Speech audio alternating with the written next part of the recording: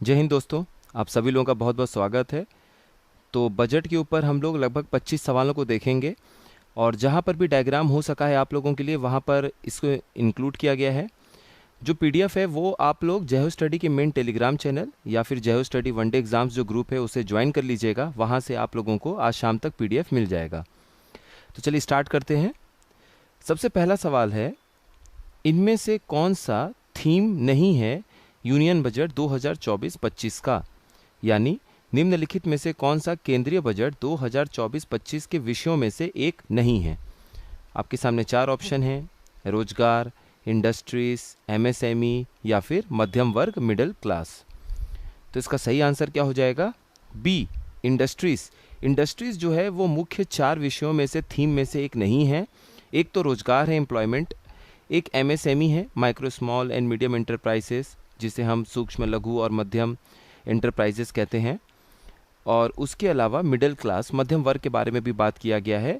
और चौथा जो है वो कौशल के बारे में बात किया गया है, यानी कि स्किल करने के बारे में, स्किलिंग। ये चार थीम हैं जो बजट के मुख्य विषय हैं।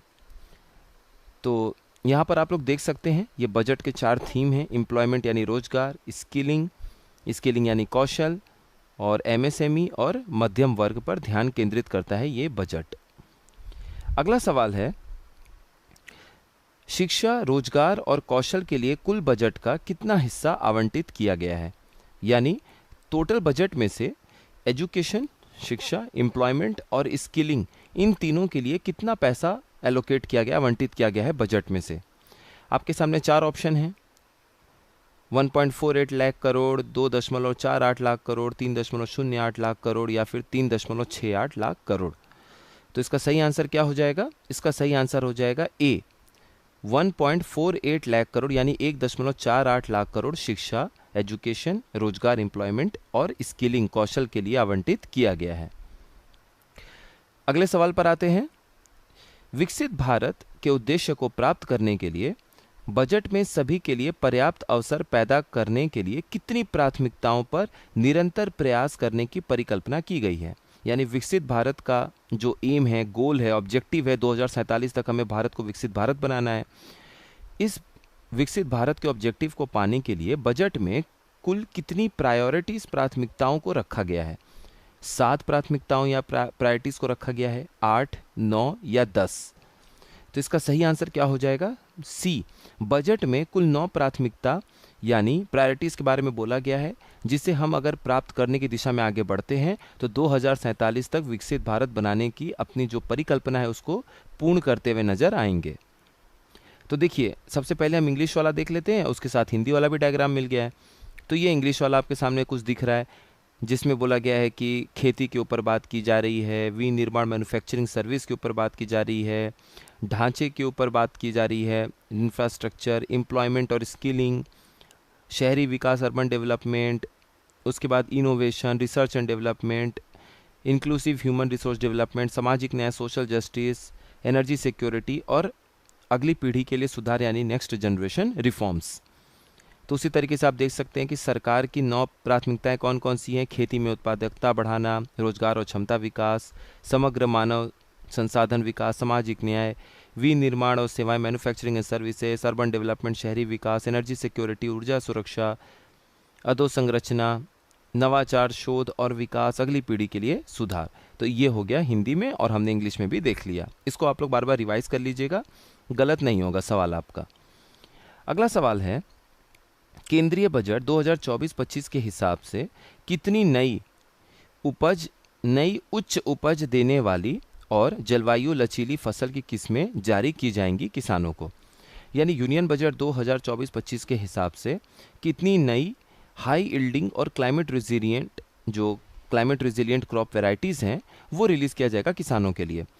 तो आपके सामने चार ऑप्शन है: 51 इस तरह की किस्में होंगी उच्च उपज वाली, 91 होंगी, 109 होंगी, 121 होंगी। तो इसका राइट आंसर क्या है? सी, 109 तरह की हाई यील्डिंग और क्लाइमेट रेजिलिएंट क्रॉप वैरायटीज़ किसानों को दी जाएगी। ये हम अगले में भी देख सकते हैं। देखिए, ये लिखा हुआ है कि 109 तरह की जो नई उच्च उपज वाली किस्में हैं फसलों की, वो दी जाएंगी। ये बजट में ऐसा बोला गया है। और ये भी एक फ़ोटो था, इसको भी आप लोग देख लीजिएगा। इसमें कुछ बात की गई है कि 5 राज्यों में जन समर्थ आधारित किसान क्रेडिट कार्ड दिया जाएगा। एक डिजिटली जो है वो फसलों का निरीक्षण किया जाएगा, डिजिटली क्रॉप सर्वे होगा खरीफ फसलों का। ये 400 जिलों में इसका सर्वेक्षण किया जाएगा, तो ये बात ध्यान रखने वाली है। इस पर आगे सवाल भी बना हुआ है। अगला सवाल है, केंद्रीय बजट 2024-25 के अनुसार कृषि और संबद्ध गतिविधियों के लिए कुल कितनी राशि आवंटित की गई है? यानी as per union budget 2024 and 25 कितना टोटल अमाउंट बजट का खेती, एग्रीकल्चर और उससे संबद्ध जो क्षेत्र हैं, एलाइड एक्टिविटीज़, उनके लिए दी गई है? आपके सामने ये 4 ऑप्शन हैं। 1.1 लाख करोड़, 1.52 लाख करोड़, 2.5 लाख करोड़, 3.1 लाख करोड़। तो इसका सही आंसर क्या हो जाएगा? इसका सही आंसर हो जाएगा आपका 1.52 लाख करोड़, यानी 1,52,000 करोड़। और यहाँ पर भी आप डायग्राम में देख सकते हैं productivity and resilience in agriculture, जो कि एक प्राथमिकता में से एक है। यहाँ लिखा है कि 1.52 लाख करोड़ अलॉट किया गया है खेती और उससे संबद्ध आपके क्षेत्र के लिए। और टोटल देखिए यहाँ लिखा हुआ है कि नई 109 high yielding climate resilient varieties बनाई जाएंगी और 1 करोड़ जो किसान हैं पूरे देश में, इनको प्राकृतिक खेती, नेचुरल फार्मिंग के लिए भी प्रोत्साहित किया जाएगा, इनको सर्टिफिकेशन वगैरह देकर। और 10,000 बायो इनपुट रिसोर्स सेंटर बनाए जाएंगे, मतलब जैव आधारित जो संसाधन क्षेत्र वो होंगे, केंद्र होंगे, वो 10,000 इस तरीके से अपने देश में ज़रूरत के आधार पर बनाए जाएंगे। अगला सवाल है, अगले 2 सालों में, देखिए अभी हम लोगों ने ऊपर देखा और यहीं पे लिखा हुआ है, अगले 2 वर्षों में देश भर के कितने किसानों को प्रमाणीकरण और ब्रांडिंग द्वारा समर्थित प्राकृतिक खेती के लिए प्रोत्साहित किया जाएगा? यानी in the next 2 years how many farmers across the country will be promoted for natural farming, जिसको सपोर्ट किया जाएगा सर्टिफिकेशन और ब्रांडिंग के द्वारा? आपके सामने 4 ऑप्शन है, 1 करोड़ किसानों को, 2 करोड़, 5 करोड़, 10 करोड़। तो इसका राइट आंसर क्या हो जाएगा?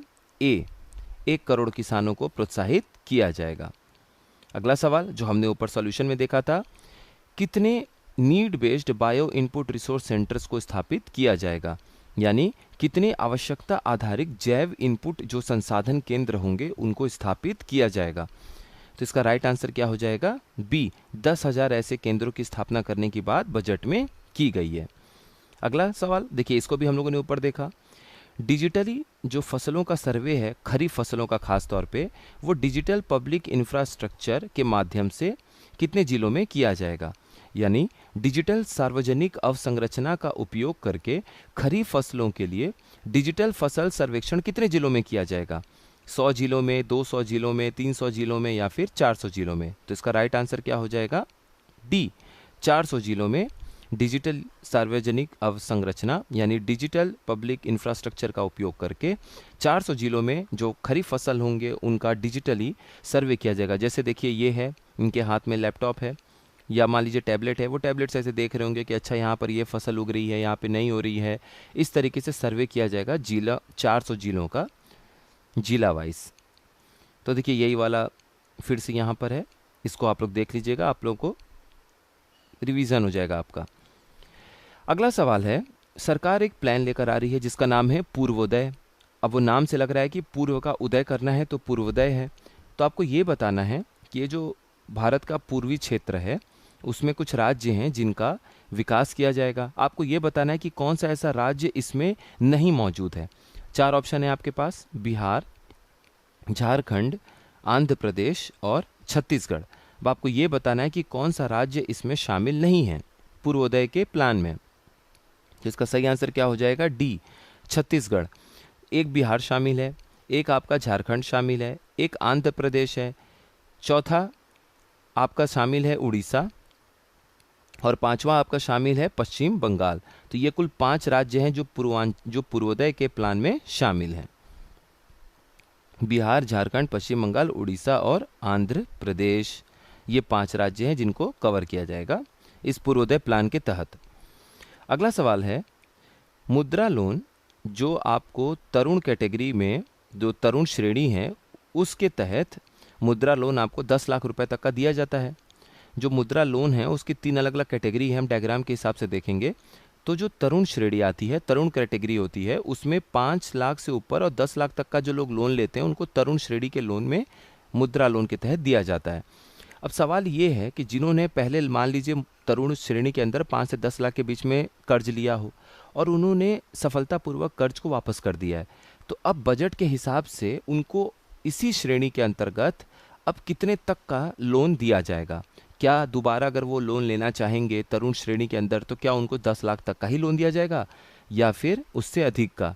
तो बजट में इस 10 लाख तक का जो ये लिमिट है इसको बढ़ा दिया गया है।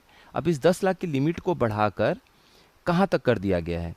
आपको ये बताना है कि ये जो सीमा है 10 लाख रुपए तक का तरुण श्रेणी में कर्ज लेने का, उसको बढ़ा के कितना कर दिया गया है? 15 लाख कर दिया गया है, 20 लाख कर दिया गया है, 50 लाख कर दिया गया है या फिर 75 लाख कर दिया गया है? तो इसका सही उत्तर क्या हो जाएगा? बी, 10 लाख से बढ़ाकर, पहले 10 लाख था लिमिट, आप 10 लाख की सीमा तक तरुण श्रेणी में लोन ले सकते थे और अगर आपने इसे लोन लेके सफलतापूर्वक चुकता कर दिया है तो अब आप 20 लाख रुपए तक का लोन ले सकते हैं। यही इस बजट में प्रावधान किया गया है। तो देखिए, प्रधानमंत्री मुद्रा योजना के तहत 3 श्रेणी में आपको लोन दिया जाता है।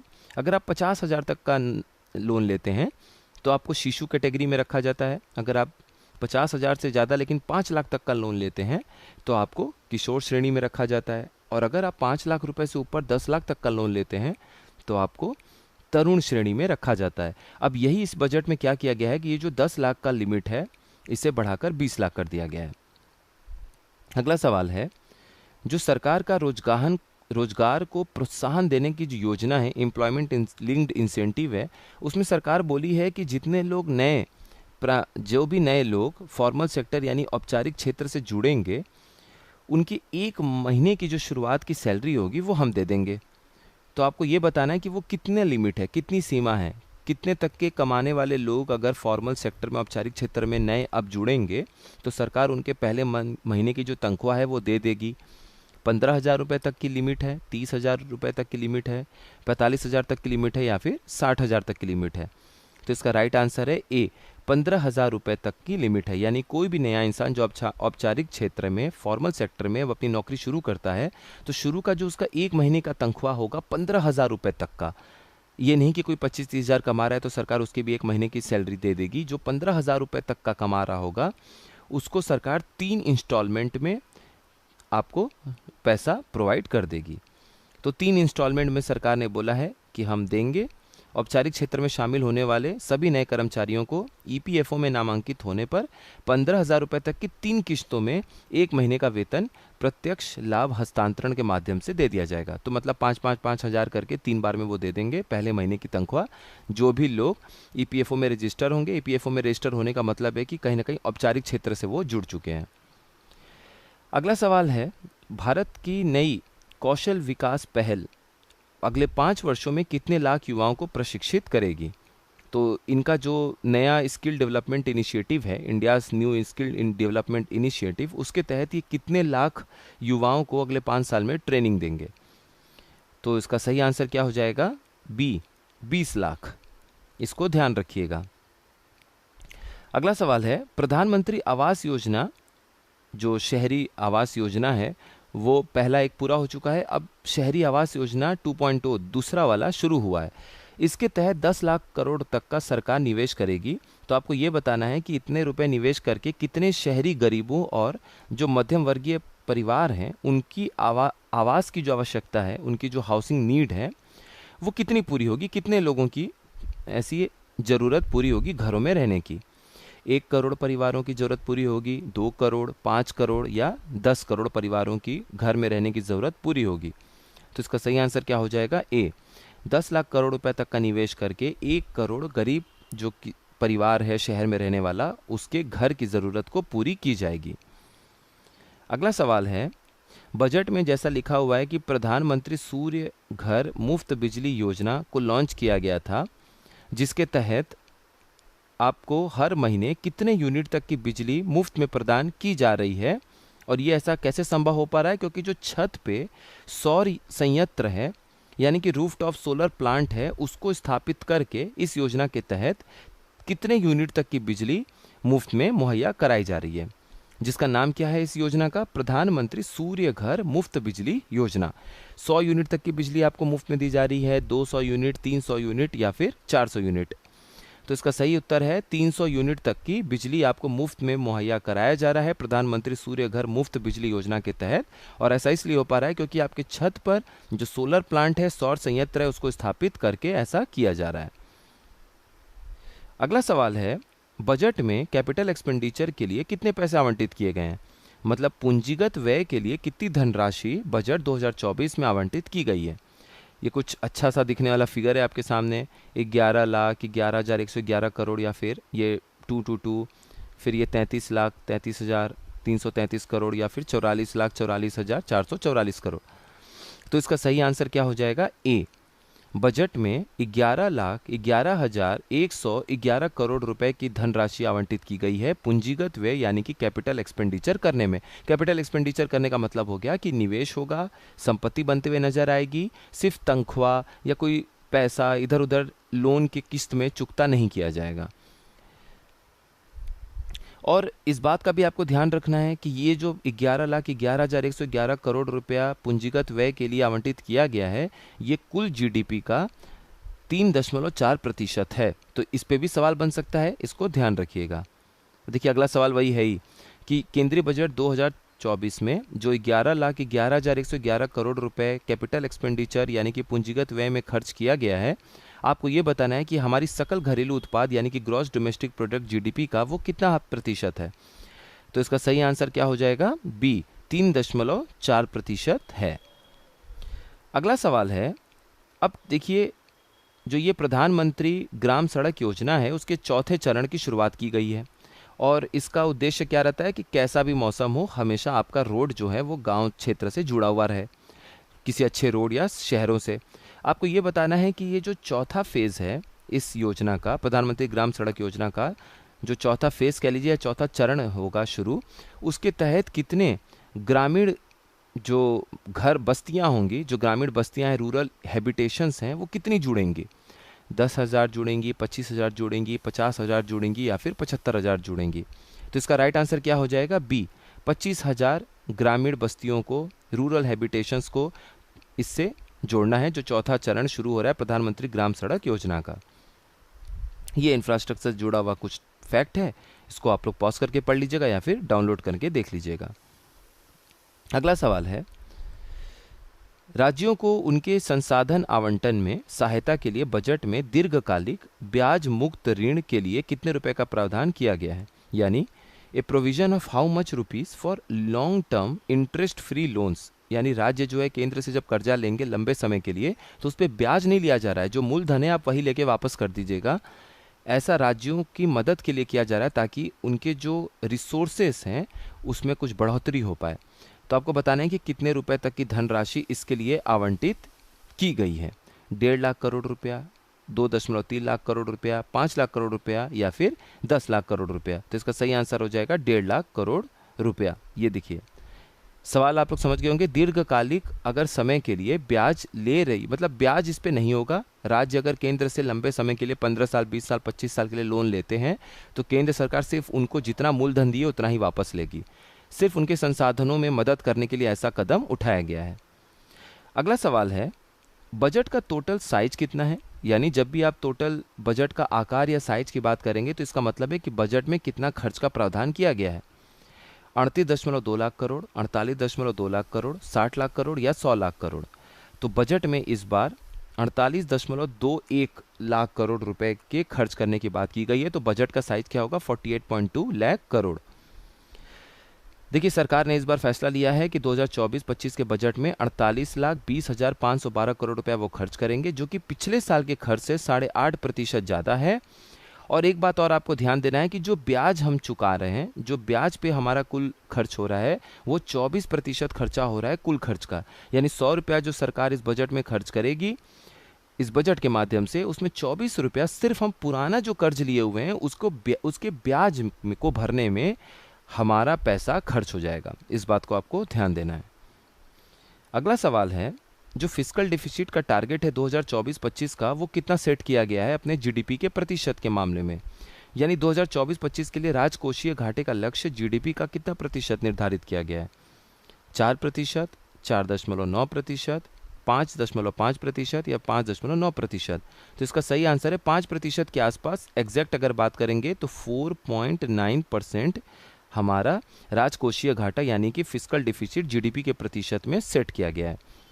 अब एक बात ध्यान देने की बात यह है कि सरकार ने बोला है कि हम 2025-26 तक जो अगला अपना फिस्कल ईयर होगा, बजट का साल होगा, उसमें हम इस फिस्कल डिफिसिट को, राजकोषीय घाटे को 4.5% पे ला देंगे, जो कि इस साल 4.9% पर है। ये इंपॉर्टेंट है, ध्यान रखिएगा। ये कुछ फैक्ट है, इसको आप लोग देख लीजिएगा। अगला सवाल है, बजट 2024-25 के हिसाब से टोटल रिसिप्ट कितना है बोरोइंग को छोड़ के? यानी जितना भी सरकार के पास पैसे आ रहे हैं, कुल प्राप्तियों में अगर हम उधार का पैसा हटा दें, जो सरकार उधार लेके पूरा करेगी खर्च के बराबर लाने के लिए, तो उधार के बगैर हमारे पास कुल कितने पैसे आ रहे हैं? ये आपके पास 4 ऑप्शन है और इसका सही उत्तर क्या हो जाएगा? ए, 32.07 लाख करोड़ रुपया सरकार के पास प्राप्त होगा बिना किसी उधार के, अपने देश में ही।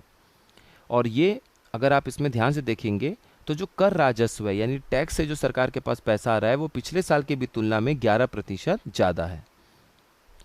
अगला सवाल है, सरकार ने नॉमिनल जीडीपी ग्रोथ रेट का कितना अंदेशा जताया है 2024-25 में? यानी सरकार ने 2024-25 में नॉमिनल जीडीपी वृद्धि दर, यानी जो वास्तविक जो रियल जीडीपी होती है उसमें हम महंगाई को भी, इन्फ्लेशन या मुद्रास्फीति को भी जोड़कर निकालते हैं नॉमिनल जीडीपी। तो आपको बताना है कि कुल कितना अनुमान सरकार ने लगाया है इस बजट के लिए। 8.5%, 9.5%, 10.5% या 11.5%?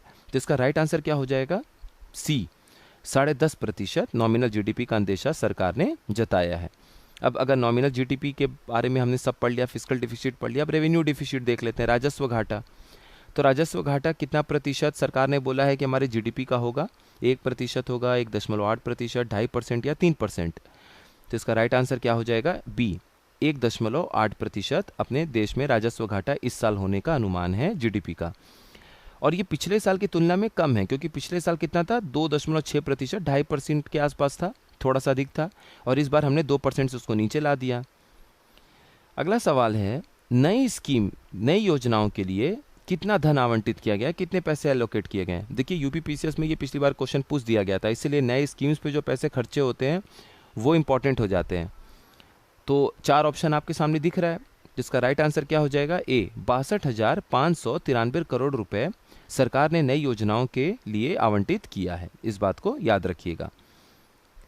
और आखिरी सवाल अपना, देखिए अपने पास अलग अलग तरह के टैक्स और ड्यूटी होते हैं, कर होते हैं। आपको ये बताना है कि ये जो 4 टैक्स या कर या शुल्क का जो स्रोत है अपने देश में, सोर्स है जहाँ से हम पैसे लेते हैं टैक्स लगा के, आपको ये बताना है कि कौन सा ऐसा टैक्स है जो राजस्व है, जो सबसे बड़ा आय का स्रोत है सरकार के लिए। क्या आयकर है, इनकम टैक्स है, जीएसटी से सबसे अधिक पैसा आया है, कॉरपोरेशन टैक्स से ज़्यादा पैसा आया है, निगम कर, या फिर यूनियन एक्साइज ड्यूटी, केंद्रीय उत्पाद शुल्क से ज़्यादा पैसा आया है? तो इसका राइट आंसर क्या हो जाएगा? Income tax. कैसे? देखिए ये अपने पास है कि कहाँ से पैसा आया, कहाँ पैसा गया। तो सबसे अधिक सरकार के पास उधार से पैसा आता है 28%, यानी 100 रुपये सरकार के पास आमदनी आती है तो 28 रुपया सरकार कहीं ना कहीं से कर्ज लेती है। उसके बाद अगर हम टैक्स की बात करें तो सबसे अधिक 19%, यानी कि 100 में से 19 रुपया सरकार के पास इनकम टैक्स से आ रहा है, 18 रुपया जीएसटी और बाकी कर से आ रहा है, 17 रुपया कॉरपोरेट टैक्स से आ रहा है और 7% और ये यूनियन एक्साइज ड्यूटी 5% आ रहा है। वहीं अगर खर्च की बात करें तो 20% तो हमारा सिर्फ ब्याज में खर्च हो गया और 20% जो है वो जो राज्यों का शेयर है उसमें खर्च हो गया। तो इस तरीके से कुल अपना बजट आज कंप्लीट होता है। इंपॉर्टेंट अगर 1-2 क्वेश्चन कोई इधर रह भी जाता है मान लीजिए, तो उसको हम करंट अफेयर्स के उसमें क्वेश्चन में कवर कर लेंगे, उसमें कोई टेंशन की बात नहीं है। लगभग आपका सारा चीज़ कंप्लीट हो गया है। प्राइमरी डिफिसिट या ये सब जल्दी पूछते नहीं है, बहुत आंकड़ों में जाना नहीं है, इतना भी आप कंप्लीट कर लेते हैं तो बजट से सवाल आपका नहीं छूटने वाला है। ठीक है, आप लोग अच्छे से पढ़ाई करते रहिए। 80 दिन के आसपास पीसीएस के लिए रह गया है और उसके 1.5 महीने बाद आरओ का पेपर होना है, तो बहुत ज़्यादा दिन नहीं है, समय बीतते पता नहीं चलता है। आप लोगों के लिए बहुत सारे ऑब्जेक्टिव क्वेश्चंस की वीडियो आएंगे इंपॉर्टेंट वाले, उसको देखते रहिए, पढ़ते रहिए और मिलते हैं नेक्स्ट इन्फॉर्मेटिव वीडियो में। आप सभी लोगों का बहुत बहुत धन्यवाद।